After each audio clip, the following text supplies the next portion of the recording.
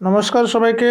আজকে আমরা চলে এসেছি ডাব্লিউবিএসএসসি গ্রুপ সি গ্রুপ ডির জন্য ফিজিক্যাল সায়েন্সের ক্লাস নিই, যেখানে আমরা বিভিন্ন এমসিকিউ আলোচনা করব থ্রু দ্য কনসেপ্ট। আজকের ক্লাস নাম্বার 3। তাহলে চলো দেখে নিই আজ কী প্রশ্ন আছে। প্রথম টপিক হচ্ছে আজকের টপিক নম্বর 4, যেখানে will talk about scalar and vector quantities. ঠিক আছে, প্রথমে যদি বলি যে কোনো রাশিকে আমরা কয় ভাগে ভাগ করতে পারি। যে কোনো রাশিকে আমরা 2 ভাগে ভাগ করতে পারি। যে কোনো প্রাকৃতিক রাশিকে আমরা 2 ভাগে ভাগ করতে পারি। একটা হচ্ছে স্কেলার রাশি আর একটা হচ্ছে ভেক্টর রাশি, রাইট। এবার এই যে স্কেলার রাশি কারা না, যাদের মান এবং অভিমুখ দুটোই আছে।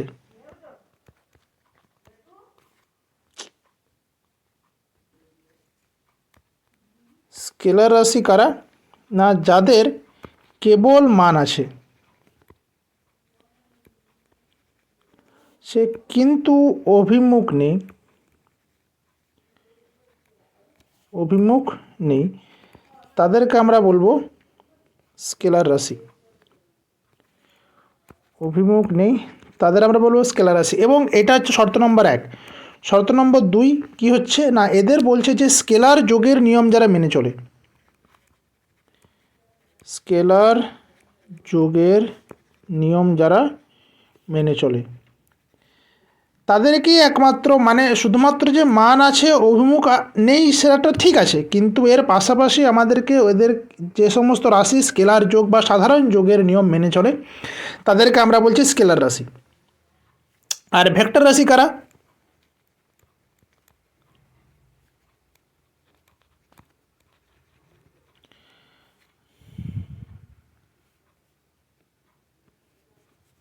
এক সেকেন্ড,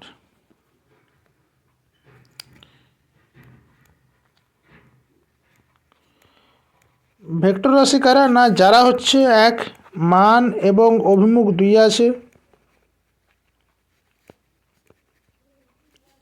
2 এরা ভেক্টর যোগের নিয়ম মেনে চলে। ভেক্টর যোগের নিয়ম বলতে ভেক্টর যোগের নিয়ম মেনে চলে। এবারে এই ভেক্টর যোগের নিয়ম বলতে মানে হচ্ছে তোমার ওই যে ভেক্টর দুটো যোগের নিয়ম আছে, ত্রিভুজ সূত্র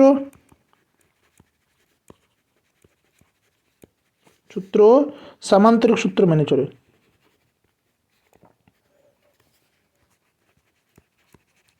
তাদেরকে আমরা বলছি একমাত্র ভেক্টর রাশি। ঠিক আছে, তাহলে এটা গেল যে স্কেলার রাশি এবং ভেক্টর রাশি সম্পর্কে সাধারণ কিছু তথ্য। এবার তাহলে দেখি এই প্রসঙ্গে আমাদের কি প্রশ্ন আছে।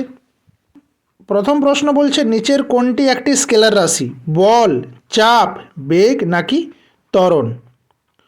উত্তর হচ্ছে চাপ। চাপের কিন্তু কোনো একক নেই। ঠিক আছে, এই চাপের কোনো অভিমুখ নেই, চাপের কোনো অভিমুখ নেই। একটা পয়েন্টে চাপ কিন্তু সর্বদিকেই ছড়িয়ে থাকে। ঠিক আছে, বাকি প্রত্যেকটা বল বলো, বেগ বলো, ত্বরণ বলো, প্রত্যেকের নির্দিষ্ট দিক আছে, এই জন্য এরা কিন্তু একটি প্রত্যেকে ভেক্টর রাশি। নেক্সট প্রশ্ন কি বলছে, নিচের কোনটি একটি ভেক্টর রাশি, ভরবেগ, চাপ, শক্তি নাকি কার্য? এখানে উত্তর কি হবে, ভরবেগ। ভরবেগ এখানে একমাত্র ভেক্টর রাশি। এবং ভরবেগের যে পরিবর্তন, বল যেদিকে কাজ করে ভরবেগের পরিবর্তনের হার নিশ্চয়ই সেদিকে হয়, তাই না? বাকি চাপের কোনো একক নেই, এই চাপের কোনো দিক নেই, শক্তিরও কোনো দিক নেই, কার্যেরও কোনো দিক নেই। তাহলে উত্তর কী হলো, উত্তর হচ্ছে ভরবেগ। পরবর্তী প্রশ্ন, একটি ভেক্টর রাশিকে সম্পূর্ণভাবে প্রকাশ করার জন্য নিচের কোনটি প্রয়োজন হয়, শুধুমাত্র মান, শুধুমাত্র দিক, মান ও দিক উভয় নাকি কোনোটি নয়?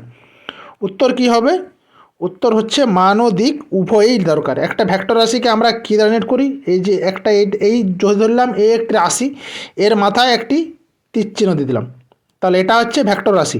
আর যদি বলি যে ভেক্টর রাশি শুধুমাত্র মানটাকে নির্দেশ করব, তাহলে আমি এ দেবো, এর মাথায় ভেক্টর দেবো, তার উপর মড, এটা হচ্ছে কেবল ভেক্টরের মানটা। ওই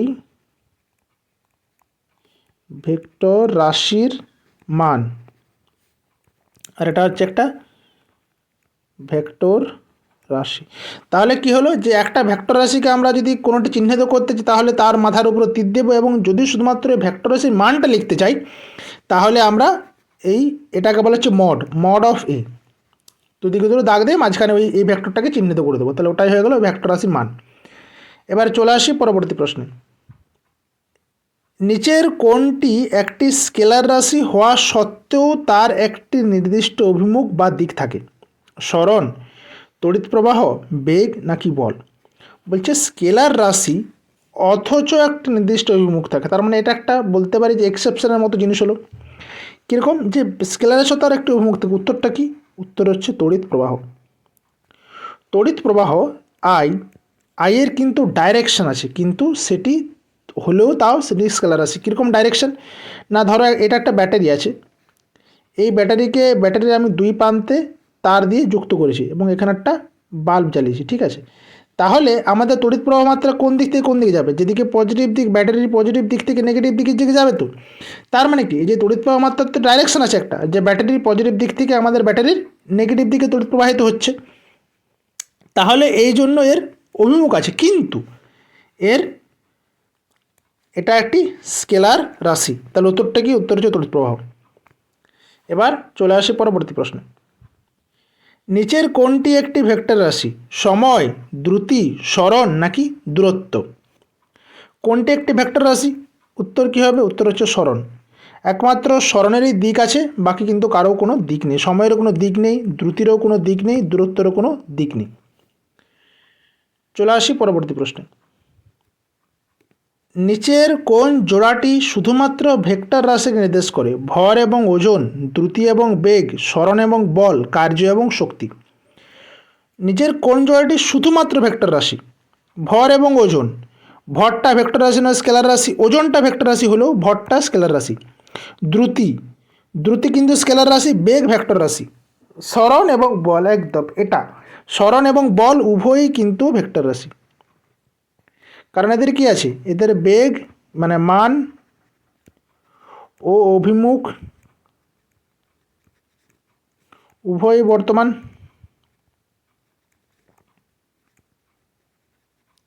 তাই এটা হচ্ছে তোমার এই দুটো জোড়াটা হলে, মানে এই জোড়াটা হচ্ছে ভেক্টর রাশি। কার্য এবং শক্তি উভয় স্কেলার।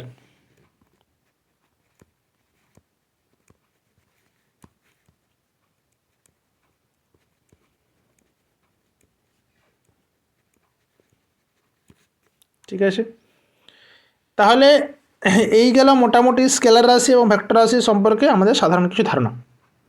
এবার চলে আসি নেক্সট টপিকে। এটা কি হচ্ছে না, স্থিতি ও গতি। জিনিসটা কি না, স্থিতি হচ্ছে, ধরো একটা স্থিতি কি জিনিস?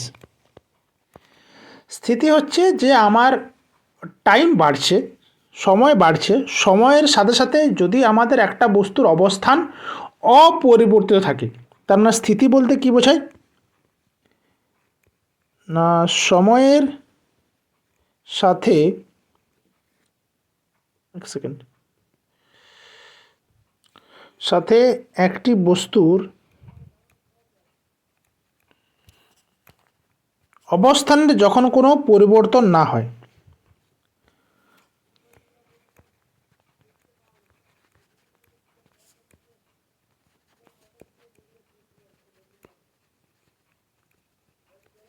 পরিবর্তন না হয়, তাকে বলছে স্থিতি।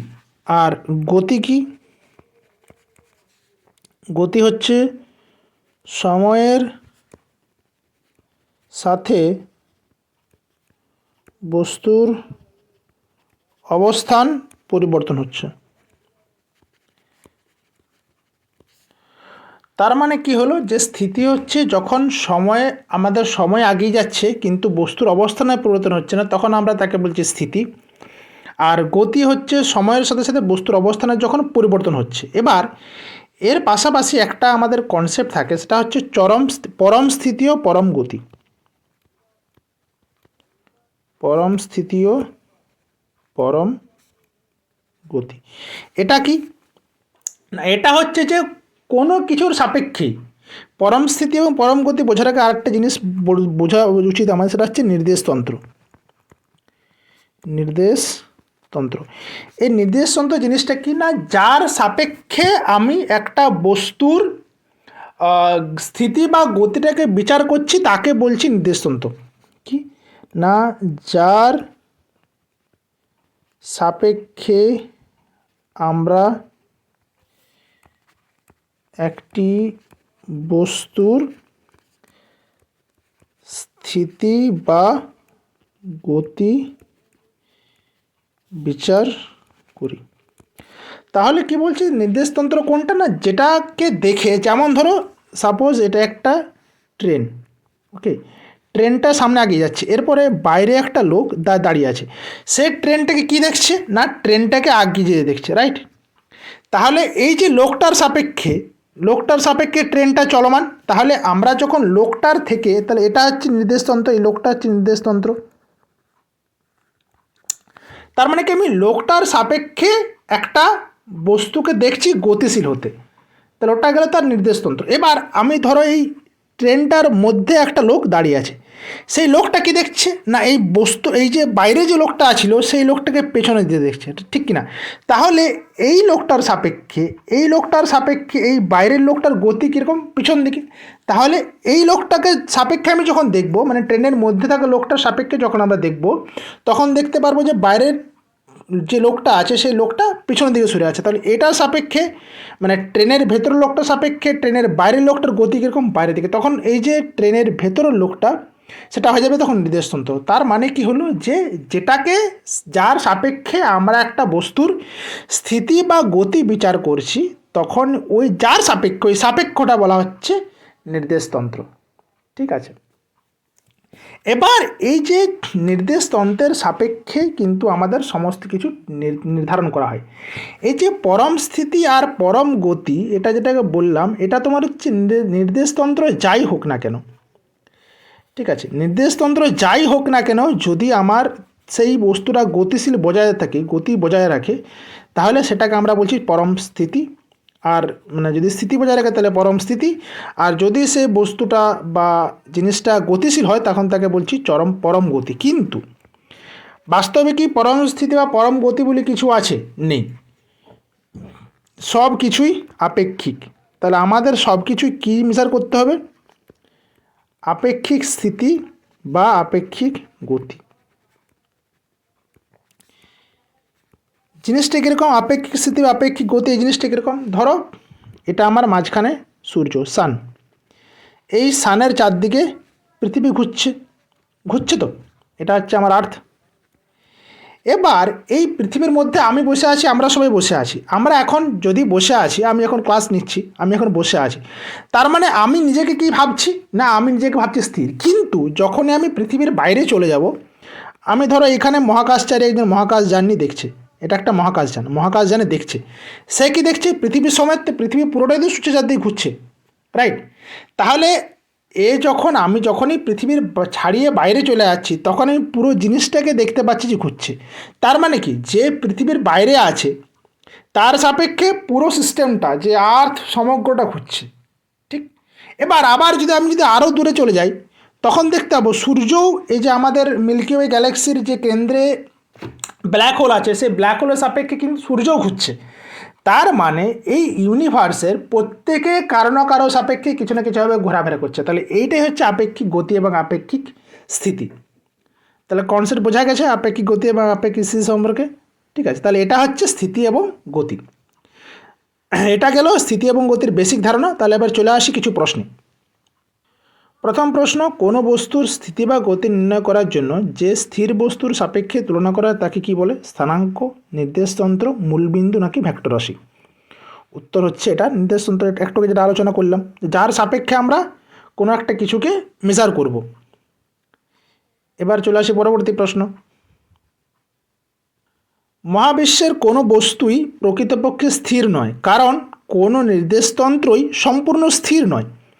এই ধারণাকে কি বলা হয়? তার মানে কি বলছে, মহাবিশ্বের কোনো বস্তুই প্রকৃতপক্ষে স্থির নয়, কারণ কোনো নির্দিষ্ট অন্তত সম্পূর্ণ স্থির নয়, কেউ কারো সাপেক্ষে তো ঘুরছেই। তাহলে এই যে ধারণা, এই ধারণাটা কি বলা হবে? আপেক্ষিক স্থিতি, অপেক্ষিক গতি, পরম স্থিতি, পরম গতি, নাকি জাড্য ধর্ম? অবশ্যই উত্তর হবে আপেক্ষিক স্থিতি ও গতি। ঠিক আছে, তার মানে এটাই হচ্ছে ব্যাপার যে কেউ কিন্তু পৃথিবীতে বা এই বিশ্ব ব্রহ্মাণ্ডে কেউ স্থির নয়, সবাই কারো না কারো সাপেক্ষে ঘুরছেই। তাহলে এই জন্যই আমাদের পরম স্থিতি বা পরম গতি বলে কিছু হয় না।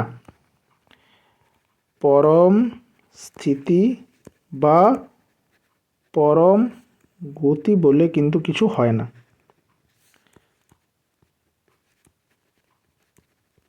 সব কিছু একটা আপেক্ষিকতার মধ্যে চলে। এবার চলে আসি পরবর্তী প্রশ্ন। সূর্যের চারিদিকে পৃথিবীর গতি কোন ধরনের গতির উদাহরণ? রৈখিক গতি, ঘূর্ণন গতি, বৃত্তীয় গতি, নাকি দোলন গতি? উত্তর এটার কী হবে? বৃত্তীয় গতি।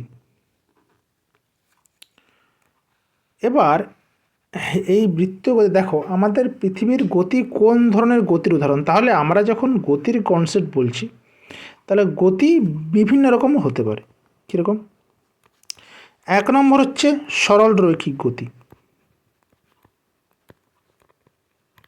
সরল রৈখিক গতি যেখানে কি করা হবে না, একটা বস্তু যদি সরল রেখায় চলমান হয়, ধরো এটা একটা সরলরেখা, এখানে একটা বস্তু ছিল, এই বস্তুটা এই সরলরেখা বরাবর এখান থেকে এখানে এসে পৌঁছলো, তাহলে এটাকে বলবো আমরা সরল রৈখিক গতি। দ্বিতীয় নম্বর হচ্ছে ঘূর্ণন গতি। ঘূর্ণন গতি কীরকম? একটা এরকম চাকা আছে, সেই চাকা কী হচ্ছে, প্রধান অক্ষের সাপেক্ষে ঘুরছে। বা একটা লাটিম আছে, লাটিম তার যে অক্ষের সাপেক্ষে ঘুরছে, তাহলে এইটাকে কি বলবো আমাদের? ঘূর্ণন গতি, যেখানে একটা বস্তু তার নিজের অক্ষের সাপেক্ষে ঘুরতে থাকে। তিন নম্বর হচ্ছে বৃত্তীয় গতি।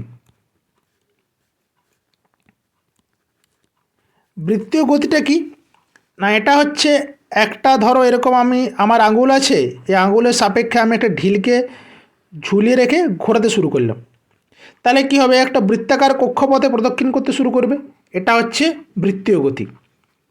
ঠিক। 4 নম্বর কি হতে পারে না, একটা তোমার হচ্ছে দোল গতি। দোল গতি কীরকম? একটা এখান থেকে ধরো ঘড়ির পেন্ডুলাম নিশ্চয়ই আমরা সবাই দেখেছি, এইখানে একটা ধরো একটা পেরেক আছে, পেরেক থেকে দড়ি ঝুলিয়ে আমি একটা ববকে বা কোনো একটা ভারী বস্তুকে ঝুলিয়ে রেখে দিলাম, তারপর এটাকে এইখান দিকে টেনে পরে ছেড়ে দিলাম, তাহলে কী করে? প্রথমে একবার এদিকে যাবে, আবার এদিকে আসবে, আবার, তাহলে এই যে দোলগতিটা হচ্ছে, এই যে ওর মধ্যে গতির সৃষ্টি হচ্ছে, এটাকে বলছি দোলগতি বা দোলন গতি। দোলন গতি, রাইট। আর এই 5 নম্বরে আছে মিশ্র গতি। মিশ্র গতি কোনগুলো না, যেখানে আমার কি হয় যে সরল রৈখিক গতি প্লাস ঘূর্ণন গতি দুটো একসাথে দেখতে পাওয়া যায়। সরল রৈখিক গতি প্লাস ঘূর্ণন গতি। উদাহরণ কি? উদাহরণ হচ্ছে গাড়ির চাকার গতি। যখন আমাদের একটা গাড়ি আছে, ধরো এই যখন একটা গাড়ি, সেই গাড়িটা যখন রাস্তাতে যাতায়াত করে, তখন কি হয়, এই যে চাকাগুলো সামনের দিকেও এগিয়ে যায়, আবার নিজের অক্ষের সাপেক্ষে চাকাগুলো ঘুরতে থাকে তো, রাইট। তাহলে এই যে এই ধরনের গতি, এই গতিটাকেও কিন্তু বলছি আমরা এই ধরনের গতিটা, যেখানে সরলরৈখিক গতি প্লাস ঘূর্ণন গতি দুটো একসাথে দেখতে পাওয়া যায়, তাদেরকে আমরা বলছি মিশ্র গতি। ঠিক আছে, তাহলে আমাদের গতির সম্পর্কে জানা হলো। এবার চলে আসি পরবর্তী প্রশ্নে। একটি কণা আর ব্যাসার্ধের একটি বৃত্তাকার পথের অর্ধেক অতিক্রম করলে তার সরণ কত হবে? পাই আর, 2r, 0 নাকি আর? একটি কণা আর ব্যাসার্ধের একটি বৃত্তাকার পথের অর্ধেক অতিক্রম করলে তার সরণ কত হবে? তাহলে প্রশ্নটা জেনেছি যে সরণ, তাহলে তার আগে জেনে নিই সরণ জিনিসটা কি। তাহলে আমাদের এরপরে জানার টপিক হচ্ছে সরণ ও দূরত্ব। ঠিক আছে, ধরো আমি পয়েন্ট এ থেকে পয়েন্ট বিতে যাব। এবার আমি এ থেকে বিতে যেতে গেলে প্রথমে আমি এ থেকে সি গেলাম, সি থেকে ডি গেলাম, ডি থেকে ইতে আসতে পারি তো? বা আমি এ থেকে প্রথমে এফ গেলাম, এফ থেকে জি গেলাম, জি থেকে এইচ গেলাম, এইচ থেকে আই গেলাম, তারপরে আই থেকে আমি বিতে আসতে পারি তো? তাহলে এই যে প্রত্যেকটা আমরা যেভাবে ঘুরে ঘুরে আসছি, এই যে ধরো এ প্রথমে এ থেকে এই পথে এই পথে বা এই পথে এই যে বিভিন্ন যে ঘুর পথে আসছে, তার মানে কি আমার আমার পথটা আলাদা হচ্ছে। তাহলে এই যে পথের উপরে যেটা হচ্ছে, যেটা আমি এ সি ডি বি গেলাম, এটা হচ্ছে দূরত্ব, বা এটা হচ্ছে অতিক্রান্ত দূরত্ব।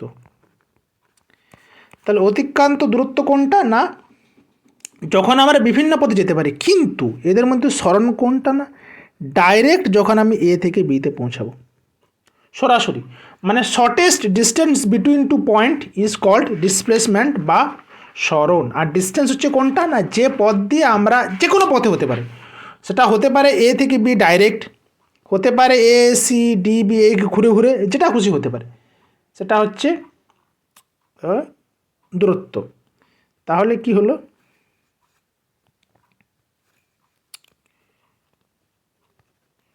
সরণ হচ্ছে যে দুটো বিন্দুর মধ্যে সরাসরি যে দুটো দূরত্ব,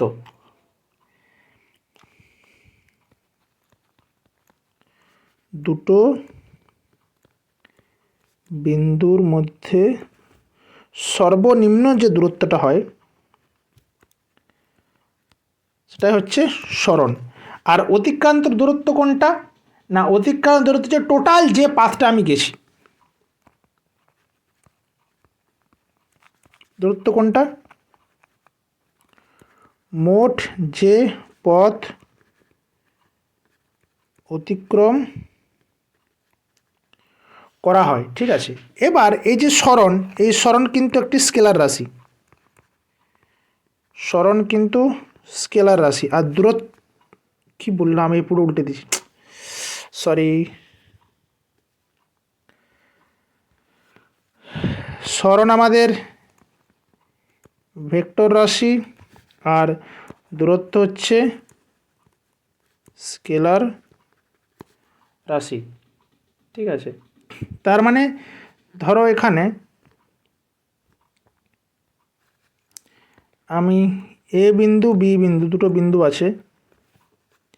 এবার এ এবং বি বিন্দুতে যাওয়ার জন্য শর্টেস্ট ডিস্টেন্স এ বি, তাহলে এটা হচ্ছে এ বি, এটা হচ্ছে সরণ। আর এছাড়া আমি যে পথে যাই না কেন, সেটা হবে অতিক্রান্ত দূরত্ব। বাকি যাই পথে যাই না কেন, সেটা হচ্ছে অতিক্রান্ত দূরত্ব।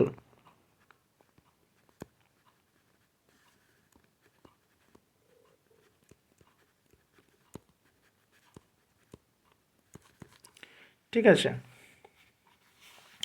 তাহলে এবার চলে আসি প্রশ্নে।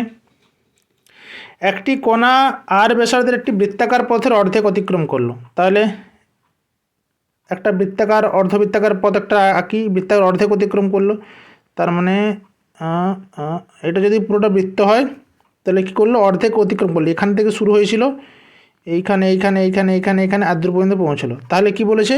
তার সরণ কত হবে? সরণ কি? সরণ হচ্ছে আমার এই বিন্দু স্টার্টিং পয়েন্ট এ বিন্দু, আর এর অন্তিম পয়েন্ট বি বিন্দু।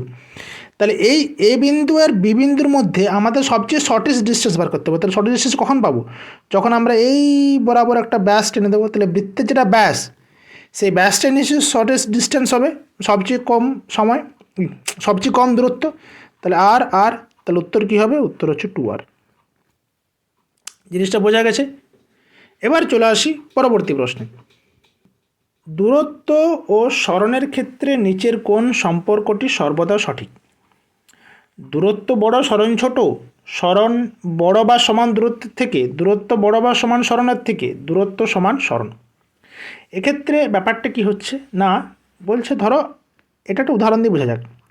এ এবং বি দুটো পয়েন্ট। আমি যাব এ থেকে বিতে, তাহলে যদি আমি সরাসরি এ থেকে বিতে চলে যাই, আমি কোনো মাঝখানে কোনো বাঁকাবাঁকি করলাম না, এ থেকে বিতে চলে যাই, তাহলে এই ক্ষেত্রে কি হচ্ছে, এই ক্ষেত্রে তোমার হচ্ছে দূরত্ব সমান সময়, দূরত্ব সমান সরণ, ঠিক তো? আমি সরাসরি চলে গেছি, কিন্তু এবারে পরে আমার কি খেয়াল চাপলো না, আমি প্রথমে এ থেকে যাবো, এভাবে ঘুরে ঘুরে ঘুরে ঘুরে যাব, তাহলে এক্ষেত্রে কি আমার অতিক্রান্ত দূরত্বটা বেড়ে গেল না? আমি তো এত রাস্তা ঘুরে গেছি, তাহলে আমার এখানে কি হলো, দূরত্বটা বেশি হয়ে গেলো সরণের চেয়ে।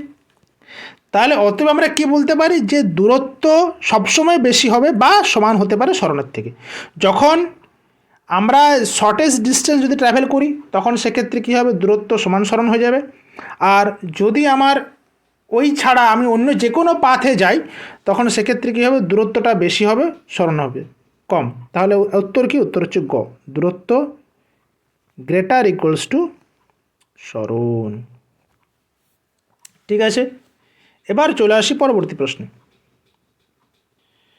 কি বলছে, এক ব্যক্তি তার বাড়ি থেকে 2 কিলোমিটার দূরে বাজারে গিয়ে আবার বাড়িতে ফিরে এলো, তার যাতায়াতে মোট সময় লাগলো 1 ঘন্টা, তার গড় দ্রুতি কত?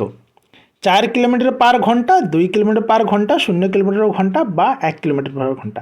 তাহলে প্রথমে দেখে নিই দ্রুতি, আর দ্রুতি জিনিসটাকে আগে প্রথমে সেটা একটু জেনে নিই। তাহলে আমাদের টপিক হচ্ছে দ্রুতি। এবার এক সেকেন্ড, ভালো করে লিখি একটু।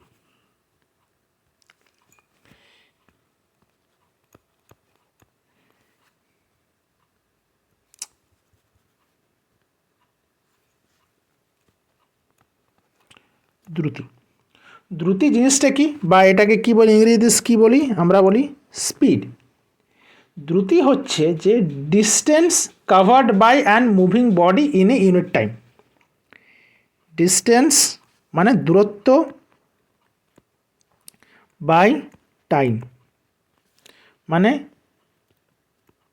দূরত্ব বাই সময়, এটা হচ্ছে দ্রুতি। দ্রুতি আমাদের এই যে ধরো একটা গাড়ি আছে, এই গাড়িতে দ্রুতিকে মাপে, দ্রুতি নির্ণায়ক যন্ত্র কি আগের দিন আলোচনা করেছিলাম, সেটা হচ্ছে স্পিডোমিটার। ঠিক আছে, আর যদি বলে যে টোটাল ডিস্টেন্স,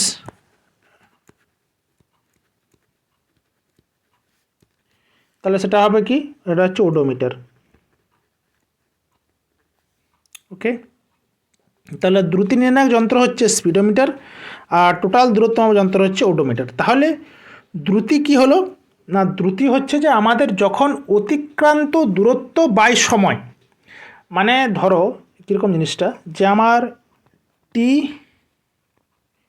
সময়ে আমি কতটা ডিস্টেন্স ট্রাভেল করলাম না, ডি পরিমাণ দূরত্ব ট্রাভেল করলাম,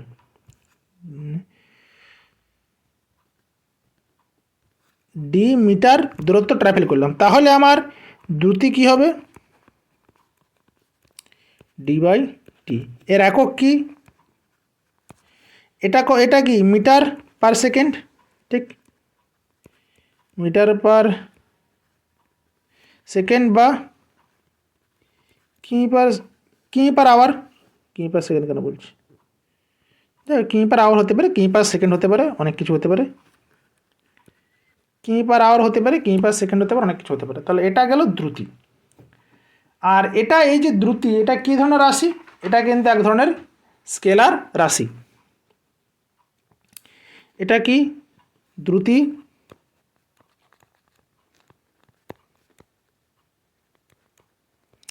এটা একটা স্কেলার রাশি। এর মাত্রা কি, মাত্রা সমান হচ্ছে, যেহেতু বললাম কি দূরত্ব বাই সময়, তো দূরত্ব বাই সময়, তাহলে দূরত্বের মাত্রা কি, এল সমান মাত্রা কি টি, তাহলে কি দাঁড়াবে, এল টু দি পাওয়ার -1।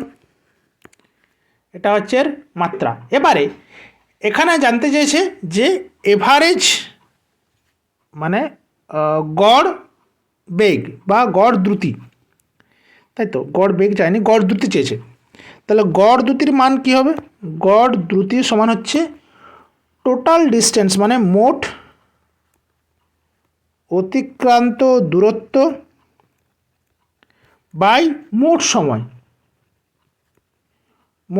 তাহলে এটা হচ্ছে গড় দ্রুতির ফর্মুলা। তাহলে গড় দ্রুতির ফর্মুলা কি? মোট অতিক্রান্ত দূরত্ব বাই মোট সময়।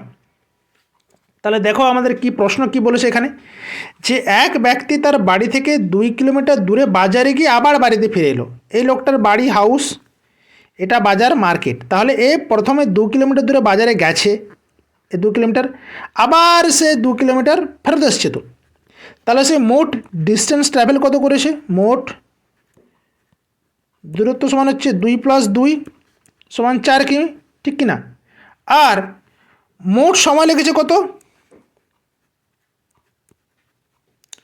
মোট সময় 1 আওয়ার। তাহলে অতএব তার গড় দুটি কত হবে?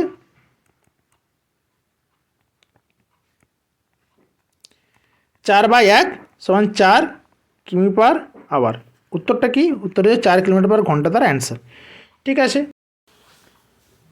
এবার এই প্রশ্নে কি বলছে, যে কোনো বস্তু যদি নির্দিষ্ট দিকে সমান সময়ে সমান দূরত্ব অতিক্রম করে তবে তার বেগকে কি বলা হয়? অসমবেগ, গড় বেগ, সমবেগ নাকি তাৎক্ষণিক বেগ?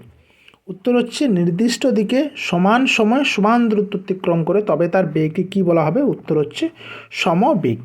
এবার এখানে বলেছে বেগ, তাহলে বেগ সম্পর্কে তো আমরা জানি না, তাহলে দেখি বেগ সম্পর্কে আমাদের কাছে কি কি তথ্য আছে। প্রথম হচ্ছে বেগ, বেগ বা ইংরেজিতে বলে একে ভেলোসিটি। এবার এই বেগ জিনিসটা কি? বেগটা হচ্ছে যে আমাদের সময়ের সাথে সাথে স্মরণের পরিবর্তনের হারকে বলা হচ্ছে বেগ। তার মানে ধরো একটা বস্তু এ বিন্দু থেকে বি বিন্দুতে যাচ্ছে, প্রথমে ও এ থেকে A1-এ গেল, A1 থেকে A2-তে গেল, A2 থেকে A3 গেল, তা এরকম করতে করতে করতে করতে A4, ফাইনালি এ বি বিন্দুতে পৌঁছালো। এবার এখানে আমরা কী করছি? শর্টেজ ডিস্টেন্সটা মাপছি। তো এ থেকে A1 শর্টেজ ডিস্টেন্স, A1 থেকে A2 শর্টেজ ডিস্টেন্স। তাহলে যদি এই যে এ থেকে A1 এ থেকে A2 এই যে পরিবর্তন হচ্ছে, এটাতে নিশ্চয়ই নির্দিষ্ট কোনো না কোনো সময়ের পরিবর্তনের জন্য হচ্ছে। প্রথমে T1, তারপরে T2, তারপরে T3, তারপরে T4। তাহলে এই যে যে সময়ের সাথে সাথে স্মরণের পরিবর্তন হার মানে 1 সেকেন্ডে কত? এ তো T1 টাইমে এখান থেকে এখানে গেল, তাহলে 1 সেকেন্ডে কত গেছে? তাহলে সেটাই হচ্ছে সময়ের সাথে সাথে স্মরণের পরিবর্তনের হার। তাহলে এটা কি বলছে? বা বলতে পারি যে একক সময়ে স্মরণ, একক সময়ে স্মরণ, এটাকে বলছি বেগ। বা এটাকে কী দ্বারা ডিনোট করা হয়? এটা হচ্ছে ভি, তার উপর একটা বার, এই অ্যারো চিহ্ন। কেন অ্যারো চিহ্ন? কারণ হচ্ছে বেগ একটি ভেক্টর রাশি বলে, বেগ একটি ভেক্টর রাশি, তাই আমরা একে কী দ্বারা ডিনোট করি? বেগ ভি, ভেলোসিটি এর মাথায় বার দিয়ে। ঠিক আছে, এবারে এটা এবং এর ডাইমেনশন কি? ডাইমেনশনও হচ্ছে L⁻⁻1, রাইট? ইউনিট কি? মিটার পার সেকেন্ড, এটা এসআই এককে, আর সিজিএস হচ্ছে সেমি পার সেকেন্ড, রাইট? এবারে এখানে কি প্রশ্নটা কি বলেছিল, যে সমবেগ নাকি অসমবেগ? এবারে সমবেগ জিনিসটা কি? সমবেগ না মানে হচ্ছে যে যখন একটা বস্তু নির্দিষ্ট সময় নির্দিষ্ট দূরত্বে, ধরো একটা বস্তু এ বিন্দু থেকে বি বিন্দু যাচ্ছে, এর মোট ধরে নিলাম এর দূরত্ব এই মানে স্মরণ হচ্ছে 5 কিলোমিটার। এবারে 5 কিলোমিটার তো সাথে সাথে যেতে পারবে না, ও প্রথমে 1 কিলোমিটার এলো, তারপরে আরও 1 কিলোমিটার, তারপর আরও 1, তারপর আরও 1, এইভাবে করে করেও 5 কিলোমিটার কাভার করলো। তাহলে ছবিটা একটু গোলমাল করে ধরো। সমবেগ, এ প্রথমে এইখান থেকে এইখান পর্যন্ত গেছে 5 কিলোমিটার, 1 2 3 4। তাহলে এই যে 5 কিলোমিটার প্রথম 1 ঘন্টাতে গেছে 1 কিলোমিটার, তারপরের ঘন্টাতে 1 কিলোমিটার গেছে, তারপর 1 ঘন্টাতে 1 কিলোমিটার গেছে, তারপরেও 1 ঘন্টাতে 1 কিলোমিটার গেছে, তারপর 1 ঘন্টাতে 1 কিলোমিটার গেছে। তাহলে এইভাবে যদি ও প্রত্যেক ঘন্টাতে 1 কিলোমিটার করে করেই যায়, তখন আমরা কি বলবো না এই বস্তুটা বা সেই গাড়িটা সমবেগে গেছে। এবার অসমবেগ কোনটা? অসমবেগ হচ্ছে ধরো এই একই 5 কিলোমিটার নিলাম, এবার এই 5 কিলোমিটার প্রথম কিলোমিটার গেলো 2 ঘন্টাতে, তারপরে কিলোমিটার গেছে 1-2 হাফ ঘন্টাতে, তারপরে কিলোমিটার গেছে আবার 3 ঘন্টা লেগে গেছে, তারপরে কিলোমিটার গেছে 20 মিনিটে, তারপরে কিলোমিটার গেছে 1-6 ঘন্টা। তাহলে এইভাবে যদি আমাদের একটা গাড়ি বিভিন্ন সময়ের মানে বিভিন্ন দূরত্বের সাপেক্ষে বিভিন্ন সময়ে পৌঁছায়, তখন আমরা তাকে বলছি অসমবেগ বা নন ইউনিফর্ম ভেলোসিটি। ঠিক আছে, এটা দুরকম হতে পারে। প্রথম নম্বর হচ্ছে এর মানটা পরিবর্তন হতে পারে, বা এমন হলো যে এর দিক পরিবর্তন হলো। ধরো এখান থেকে এখানে গেছে, প্রথমে ও গেল এদিকে, তারপরে গেল এদিকে, তারপরে এলো এদিকে, তাহলে এ কী করছে বারবার দিক পরিবর্তন করছে, কিন্তু এর টাইমটা একই। হয়তো এটাও 1 কিলোমিটার, এটাও 1 কিলোমিটার, এটা 1 কিলোমিটার, কিন্তু যেহেতু ও দিক পরিবর্তন করছে তার জন্য আমরা এটাকে বলছি অসমবেগ। তাহলে অসমবেগের দুটো কম্পোনেন্ট থাকে, কী কী ভালো করে লিখে নিই। অসমবেগ দু রকমের জন্য অসমবেগ হতে পারে। 1 নম্বর কি, 1 নম্বর হচ্ছে যদি ওই বস্তুটা মানে অসম দূরত্ব অতিক্রম করে অসম সময়, অসম সরণ হচ্ছে বিভিন্ন সময়, এইভাবেও তার বেগ অসমবেগ হতে পারে। বা যদি ওই বস্তুটার মধ্যে আমাদের দিকের পরিবর্তন হয়, তাহলেও আমরা তাকে বলবো সেই বস্তুটার বেগ অসমবেগ। ঠিক আছে, তাহলে এটার অ্যান্সার কি সমবেগ। আচ্ছা, এরপর গড় বেগ জিনিসটা কি এটাও জেনে নিই, জানছি যখন। গড় বেগ, গড় বেগ হচ্ছে যে প্রাথমিক বেগ, মানে ধরো একটা বস্তু এখানে এ বিন্দু থেকে বি বিন্দুতে, এ বিন্দুতে আমার ওর বেগ আছে ভি এ, বি বিন্দুতে ওর বেগ হলো ভিবি। আর তাহলে এই যে গড় বেগ কী হবে না V A plus V B by 2। ঠিক আছে, মানে initial velocity plus final velocity by 2, এটা হচ্ছে এভারেজ ভেলোসিটি। ঠিক আছে, তাৎক্ষণিক বেগ কোনটা, ধরো এইখান থেকে বস্তু এখানে গেছে, কিন্তু আমি একটা ক্ষুদ্র সময় যার যা বেগ, এটা হচ্ছে ক্ষুদ্র সময়ে বেগ, ক্ষুদ্র সময়ে বেগ, এটাকে আমরা কী দিয়ে ডিনোট করি, এটাকে আমরা ডিনোট করি ডিভি দিয়ে। যেহেতু মানে ক্ষুদ্র সময় বেগ, তাহলে হচ্ছে ডিএস বাই ডিটি, এটা হচ্ছে তাৎক্ষণিক বেগের এইরকমভাবে তাৎক্ষণিক বেগটাকে এইভাবে ডেরিভেটিভ দিয়ে লেখা হয়। ঠিক আছে, এবার চলে আসি পরবর্তী প্রশ্নে। কি বলছে, একটি বস্তু সমদ্রুতিতে চললেও তার বেগ পরিবর্তন হতে পারে যদি তার গতির অভিমুখ পরিবর্তন হয়, তার ভর পরিবর্তন হয়, তার সময় পরিবর্তন হয়। এটি সম্ভব নয়। একটু আগে অ্যান্সারটা দিয়ে দিয়েছি, যদি তার গতির অভিমুখ পরিবর্তন হয় তাহলে কিন্তু সেটা বলবো বেগ পরিবর্তন। সমদ্রুতিতে চলছে মানে মেন যে ভেলোসিটি ভি এর মানটা এটা সমান, কিন্তু যেহেতু এর দিকটা পরিবর্তন হচ্ছে তার জন্য আমরা বলছি কিন্তু তার বেগেরও পরিবর্তন হচ্ছে। ঠিক, এবার চলে আসে পরবর্তী প্রশ্নে।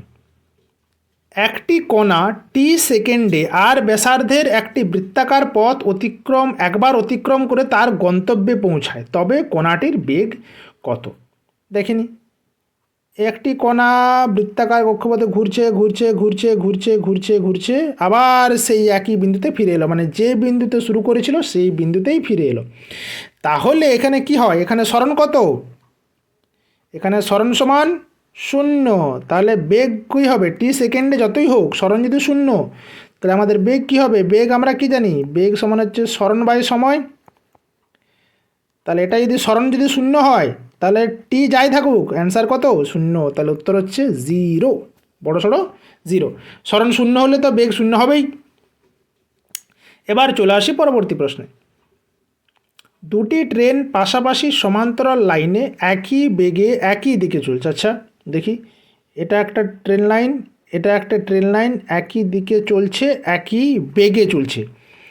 একটি ট্রেনের যাত্রীর কাছে, ধরো এইটা একটা যাত্রী, এই ট্রেনে একজন যাত্রী আছে, একটি ট্রেনের যাত্রীর কাছে অন্য ট্রেনটিকে, এই ট্রেনটি দেখছে কেমন মনে হবে? আচ্ছা, খুব দ্রুত গতিশীল মনে হবে, স্থির মনে হবে, উল্টো দিকে গতিশীল মনে হবে, মানে ধীর গতি সম্পন্ন। এখানে আসছে কনসেপ্ট অফ কি রিলেটিভ মোশন বা রিলেটিভ ভেলোসিটি, কি আপেক্ষিক গতিবেগ।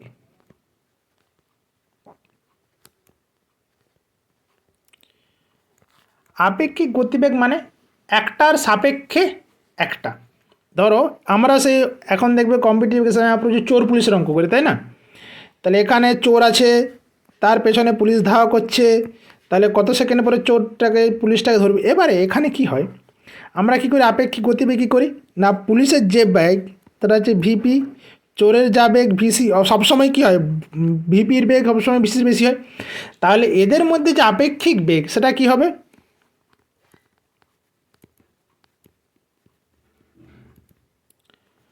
আপেক্ষিক বেগ হবে ভিপি মাইনাস ভিসি, রাইট? তাহলে এটা হচ্ছে লিখবে যে এবারে এই যে চোর, সে কি দেখবে পুলিশ আমার দিকে তাড়া করছে, চোর তাড়া করছে, এটা যদি একই দিকে হয়। এবারে যদি দেখি যে পুলিশ এবং চোর পরস্পরের দিকে আসছে, ধরো এই দিক থেকে একটা ট্রেন আসছে, এই দিক থেকে তখন কি হবে, তখন আপেক্ষিক ভেলোসিটি কী হবে, তখন এদের ভেলোসিটির যোগ হয়ে যাবে। এটা হচ্ছে এবারে কেস নম্বর 2 কী গেল, কেস নম্বর 2 ধরো এই দিকে একটা ট্রেন আছে, এই দিকে আসছে, আর এইখানে ট্রেন আছে, এর ভেলোসিটি v1, এর ভেলোসিটি v2, তাহলে এদের মধ্যে আপেক্ষিক যে বেগ তার মান কী হবে, এক্ষেত্রে আপেক্ষিক বেগ সমান হচ্ছে v1 প্লাস v2, রাইট? তাহলে এখানে প্রশ্নটা কি বলছে যে পাশাপাশি দেখো একই দিকে যাচ্ছে, তাহলে ধরে নিলাম এর স্পিড হচ্ছে v1, এই v1 ধর দরকার নেই, v ধরলে হবে,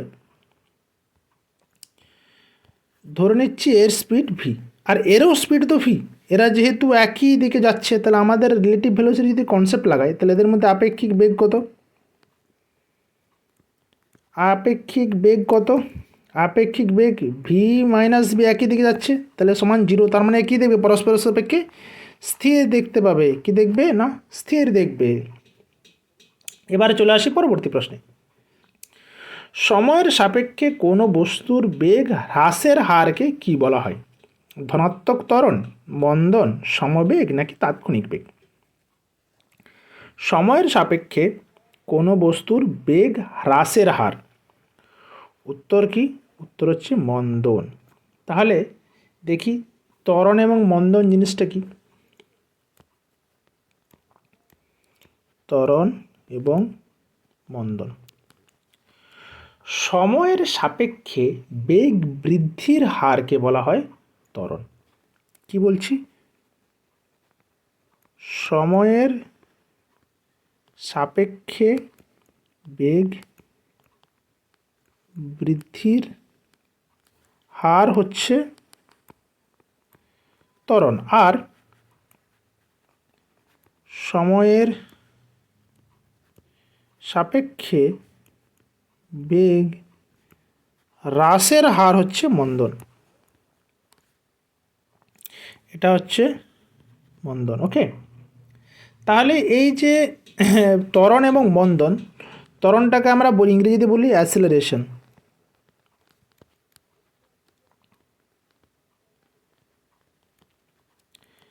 অ্যাসিলারেশন, একে আমরা কী দ্বারা লিখি, এর মাথায় একটা তীর চিহ্ন, কারণ এ একটি ভেক্টর রাশি, ভেক্টর রাশি বলে এর একক কি, metre per second square, dimension কি, মাত্রা কি, মাত্রা হচ্ছে L⁻²। ঠিক আছে, তাহলে এখানে কি বলছে না যে একক সময়, এবারে প্রশ্ন চলে আসি, সময়ের সাপেক্ষে কোনো বস্তুর ধনাত্মক ত্বরণ কি, এটা ত্বরণ। সমবেগ যেটা বললাম যে সময়ের সাথে সাথে যদি আমাদের মানে একক সময় একক দূরত্ব অতিক্রম করে, একই সময় একই দূরত্ব অতিক্রম করে, তখন থেকে সমবেগ বলি। তাৎক্ষণিক বেগ হচ্ছে ক্ষুদ্র সময়ের কোনো একটা বস্তু যখন বেগ নির্ণয় করতে যায়, তখন থেকে আমরা বলি তাৎক্ষণিক বেগ। ঠিক আছে, প্রশ্ন কি বলছে, একটি বস্তু স্থির অবস্থা থেকে যাত্রা শুরু করে 5 সেকেন্ডে 10 মিটার পার সেকেন্ড বেগ অতিক্রম করলে তার ত্বরণ কত হবে, ত্বরণ জানতে চেয়েছে। প্রথমে আমার তাহলে ইনিশিয়াল ভেলোসিটি কি, ভি ইনিশিয়াল সমান 0, স্থির অবস্থা মানে 0, টাইম কত সেকেন্ডে, টি সমান 5 সেকেন্ডে। এবার ফাইনাল কত, ভি ফাইনাল কত, 10 metre per second, 10 metre per second. তাহলে কি বলেছে, তার ত্বরণ কত, আমরা ত্বরণের সূত্র কি জানি, ত্বরণ এ সমান হচ্ছে V final minus V initial by time. ঠিক, তাহলে ভি ফাইনাল কত 10 মাইনাস 0/5 সমান হচ্ছে 2 মিটার পার সেকেন্ড। উত্তর হচ্ছে 2 মিটার পার সেকেন্ড। এবার চলে আসি পরবর্তী প্রশ্ন। বলছে একটি বল খাড়া উপরের দিকে ছুটলে সর্বোচ্চ উচ্চতায় বলটির বেগ কত হবে? প্রাথমিক বেগের সমান 9.8 মিটার পার সেকেন্ড, শূন্য নাকি অসীম? একটা বল, ধরো আমি এটা হচ্ছে আমার ভূপৃষ্ঠ, এই ভূপৃষ্ঠ থেকে আমি একটা বলকে সোজা উপরের দিকে ছুটেছি। এবার এখানে গিয়ে পরে তো বলটা থেমে যাবে না একটা সময়। যেহেতু বলটা থেমে যাবে, অন্তিম উচ্চতায় এই উচ্চতায় বা এর যে ম্যাক্সিমাম হাইট, সে ম্যাক্সিমাম হাইট ওঠার পরে এ কিন্তু থেমে যাবে বলটা, তারপর আবার নিচে গড়ে পড়তে শুরু করবে, মানে জাস্ট ফ্র্যাকশন অফ সেকেন্ডে থেমে গিয়ে আবার নিচে পড়তে শুরু করবে। ঠিক আছে, তাহলে এখানে কী হবে? বলটির বেগ সর্বোচ্চ উচ্চতায় বলটির বেগ হবে 0। উত্তর হচ্ছে 0। এবার চলে আসি পরবর্তী প্রশ্নে। বায়ুর বাধা না থাকলে একটি হালকা বস্তু এবং একটি ভারী বস্তুকে একই উচ্চতা থেকে ফেলে দিলে কোনটি আগে মাটিতে পড়বে? ভারী বস্তুটি, হালকা বস্তুটি, উভয় একসাথে পড়বে না, এই কোনোটি নয়। কি বলেছে? বায়ুর বাধা না থাকলে। এখানে উত্তর কী হবে? উভয়ে একসাথে পড়বে। এটার একটা এক্সপেরিমেন্ট আছে, সেটা হচ্ছে কি নিউটনের গিনি ও পালকের পরীক্ষা। নিউটনের গিনি ও পালকের পরীক্ষা। এখানে নিউটন কি করেছিলেন? একটা এরকম ভ্যাকিউম সিল্ড টিউব নিয়েছিলেন। ঠিক আছে, সেখানে একটা পয়সা বা গিনি বা একটা পয়সা, তার সঙ্গে একটা পালক ফেদার্স রেখে পরে উনি ফাঁসি দিয়েছিলেন, এবং সেটা বায়ুশূন্য স্থান, অবশ্যই বায়ুশূন্য করে।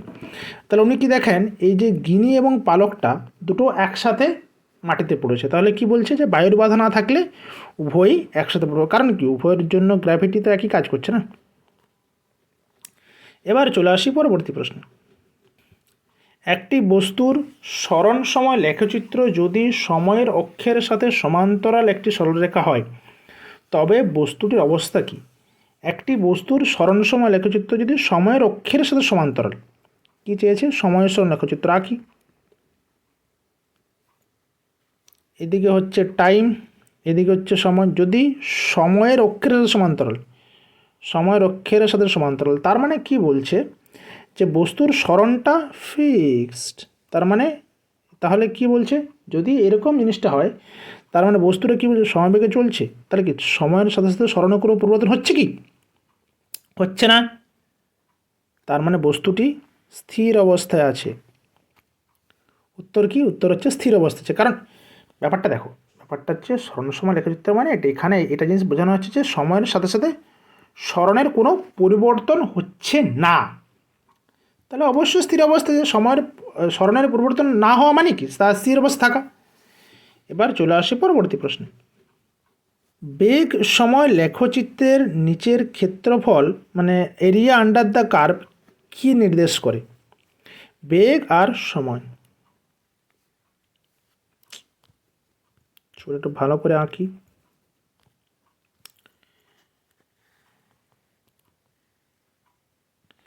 এটা হচ্ছে টাইম, এটা হচ্ছে বেগ। সময় লেখচিত্রের এরিয়া।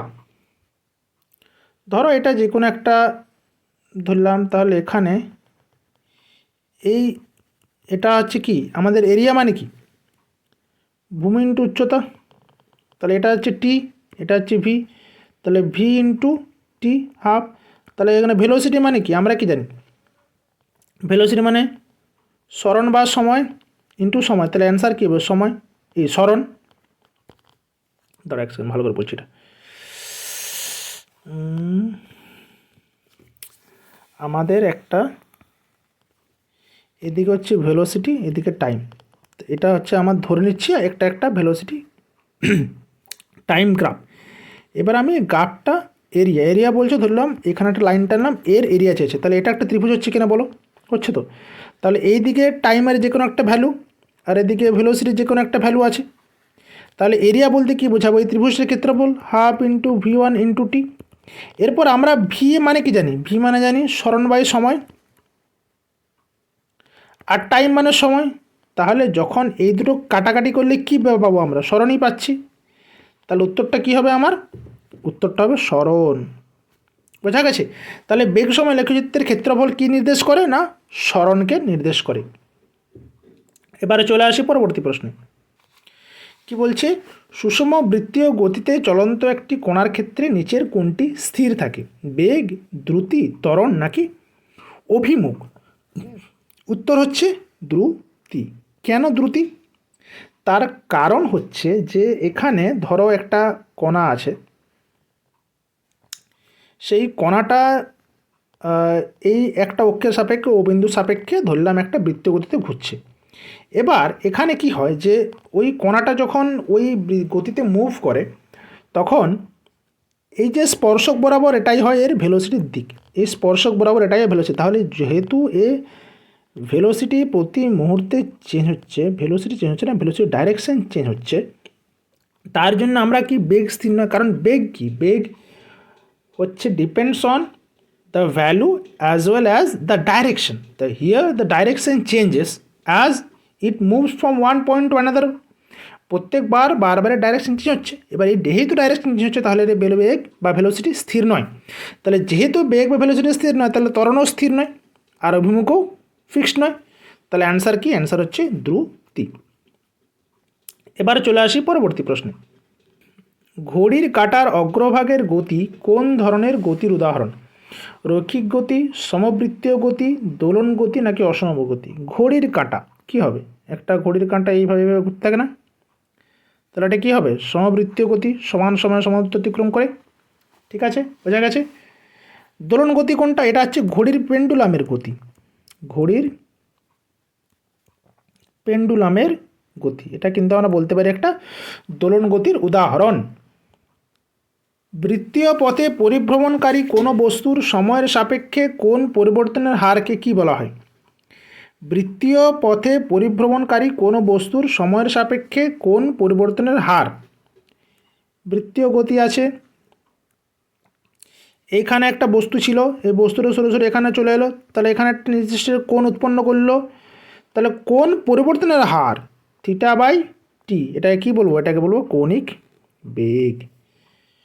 কৌণিক বেগ জিনিসটা কি না, ধরো একটা বস্তু আছে, মানে কৌণিক বেগ জিনিসটা কি, ধরো এটা একটা বস্তু, একটা সার্কুলার, এটা একটা পথ, এরপর এই সার্কুলার পথের আর ব্যাসার্ধের একটা সার্কুলার পথে কিন্তু মুভ করছে।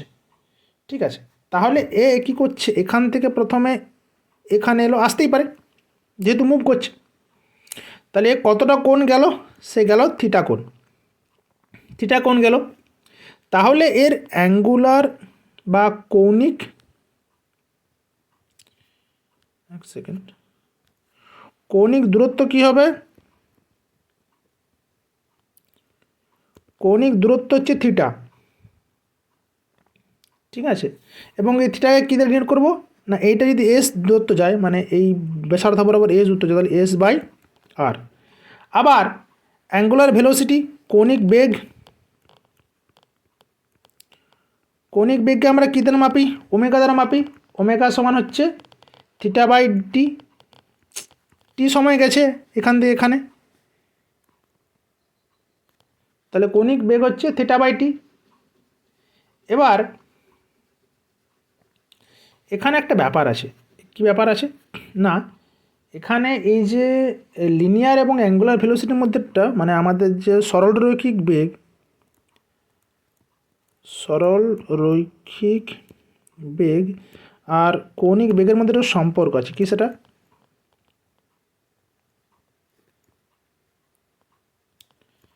না ভেলোসিটি ভি সমান হচ্ছে আর ওমেগা। ঠিক আছে, এটা জাস্ট জেনে রাখবে, ভেলোসিটি ভি সমান হচ্ছে আর ওমেগা। তাহলে অ্যান্সারটা কী হলো? যে বৃত্তীয় পথে পরিভ্রমণকারী কোনো বস্তু সময়ের সাপেক্ষে কোন পরিবর্তন হারকে বলা হয় কৌণিক বেগ। চলো তাহলে আজকের মতো প্রশ্ন এখানে শেষ, দেখা হচ্ছে পরের ক্লাসে। সবাই ভালো থেকো, সবাইকে থ্যাংক ইউ। সবাই ভালো থেকো, সুস্থ থেকো। যদি আমার আজকের লেকচারটাকে ভালো লেগে থাকে তাহলে অবশ্যই শেয়ার করতে ভুলো না। চলো।